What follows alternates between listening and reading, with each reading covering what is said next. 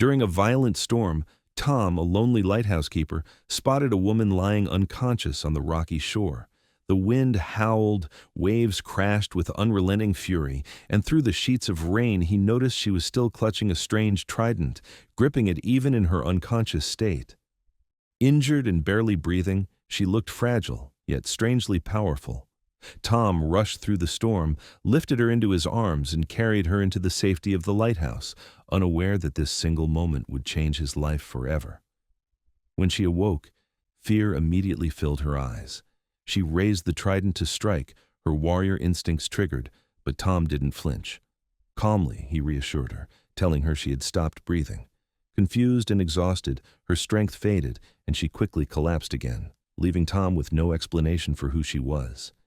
He cared for her tenderly, dressing her wounds, preparing food, and giving her a place to rest. When she woke again, still disoriented and starving, she devoured his pet fish raw. Tom didn't react with anger. He simply poured her a cup of tea, and in that quiet moment, she offered him her first genuine smile. Eventually, she revealed her identity. Her name was Atlanta, Queen of Atlantis, a ruler fleeing from an arranged marriage. Despite the gulf between their worlds, Tom and Atlanta fell deeply in love, and soon they had a son, Arthur. For a time, peace and happiness filled their lives, but it could not last. One fateful night, Atlantean soldiers stormed the lighthouse under orders from King Orvax to bring her back. Tom hid their infant son while Atlanta fought with unmatched ferocity, defeating the attackers. But she knew more would come. To protect Tom and their child, she made the painful choice to return to Atlantis, promising that one day, when it was safe, she would return. And with that vow, she was gone, leaving Tom to raise Arthur alone, never knowing if he would ever see her again. Arthur grew up feeling different. At school, children mocked him, calling him a freak. They laughed when he talked to fish, never realizing what it truly meant. But one day at the aquarium, everything changed. A shark slammed into the glass, not in anger, but in defense of Arthur. Calm and connected, Arthur's bond with the creature was undeniable. And for the first time, everyone saw that he wasn't just different, he was something extraordinary, tied to another world. Years later, deep in the ocean, ruthless pirates hijacked a submarine. Armed and merciless, they held the crew hostage until suddenly the vessel shook under a massive impact. Lights flickered, alarms blared, and panic erupted. From the darkness, a powerful figure appeared. Arthur had returned, now fully Aquaman. He stormed aboard with unstoppable strength, tearing through the pirates with ease and freeing the terrified crew. Among them was a man named Manta and his father Jesse. When Jesse tried to fire a heavy weapon at Arthur, it only staggered him for an instant. Arthur recovered quickly, injured Jesse, and left him trapped beneath wreckage as water flooded in.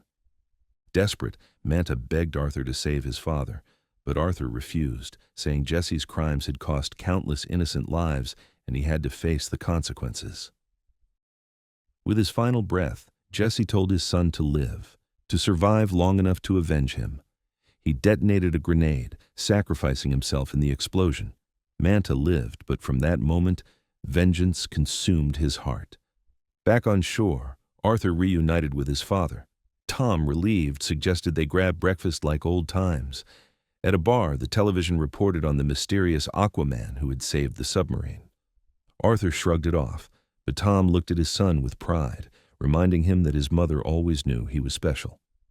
Arthur, however, carried bitterness. The mention of Atlantis made him tense. He insisted he owed the kingdom nothing. It had taken his mother from him. Tom tried to ease his anger, but Arthur's guilt never left him. Their conversation was cut short when other patrons recognized him. To his surprise, they didn't fear him. They rushed over with phones, eager to take selfies with the hero. Meanwhile, in the depths of Atlantis, King Orm met with his advisor Vulko and traveled to the kingdom of Zebel to meet King Nereus. Orm spoke of the dangers humans pose to the seas, warning that submarines and weapons threatened their world. He proposed a preemptive strike. Nereus opposed him, believing mankind would destroy itself without their help. But the meeting was interrupted by a sudden submarine attack, killing soldiers. Enraged, Orm retaliated, destroying the vessel single-handedly. The violent demonstration convinced Nereus to reconsider, and he reluctantly agreed to form an alliance, setting the foundation for war against the surface. For Orm, it was a step toward becoming ocean master. Back on land, Arthur helped his drunken father to their truck when a woman named Mara appeared. She urgently told Arthur he had to follow her to Atlantis. He refused, saying he would never help the people who killed his mother. But Mara pressed, warning that Orm was preparing to wage war on the surface, and only Arthur could stop him by claiming his birthright. Arthur laughed at the idea, convinced no Atlantean would ever accept him. Mara explained that only the lost trident of King Atlan could grant him legitimacy. Vulko had uncovered clues to its location, and they needed Arthur to retrieve it. Arthur still refused and drove away. Elsewhere, Orm revealed to Manta that he had staged the submarine attack to manipulate Nereus. He dismissed Manta's demands for revenge, focused only on his larger plan. Later, Arthur noticed birds fleeing the coast. Moments later, a massive tsunami roared toward them. He tried to escape, but the waves swallowed the truck, knocking Tom unconscious. Mara arrived, using her hydrokinesis to create an air pocket and revive Tom. She revealed the tsunami was Orm's doing, a warning of the war to come. This time, Arthur reluctantly agreed to follow her to Atlantis. For the first time, Arthur entered the underwater kingdom.